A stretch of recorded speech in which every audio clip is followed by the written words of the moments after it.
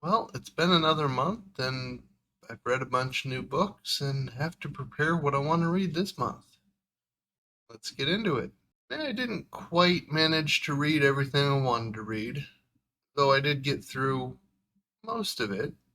I did manage to finish the Final Architecture series by Adrian Tchaikovsky. I did not care for that author's style of writing. I really only enjoyed the second book, finding the first and third books to be exercises in frustration.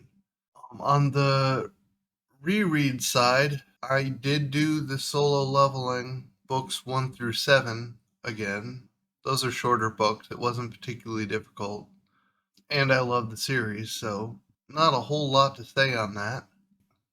However, I then end up adding a book that I just felt like reading, and that's Gold Hand by Nyx. That it's the fourth book or fifth, depending on how you want to count, in his Abercen series. It's just an excellent book by an author that I really enjoy reading. For the end of the month, I read The Witch King, which I absolutely loved and will be looking for more books by Martha Wells in the future because of it. There were a few books that I failed to read that I wanted to this month, and two of them were new. The Threads That Bind and Chain Gang All Stars. They intrigued me. I want to read them still. They just got pushed off my to-do list for last month because I got busy. I also failed to finish my reread of the Quantum Gravity series. So 5 books, give or take, that I wanted to read last month that I just didn't have the time to get around to. Still managed 12 though, so it's still pretty good. Moving on to my June TBR, I think I'll start by moving my Quantum Gravity reread to this month. I'm not entirely sure I'll get to it, but I think my chances are better this month than last month. There are 2 new books that caught my interest this month, and I plan on taking a look at them. The first is The Library of Broken Worlds by Alia Dawn Johnson, coming out on the 6th.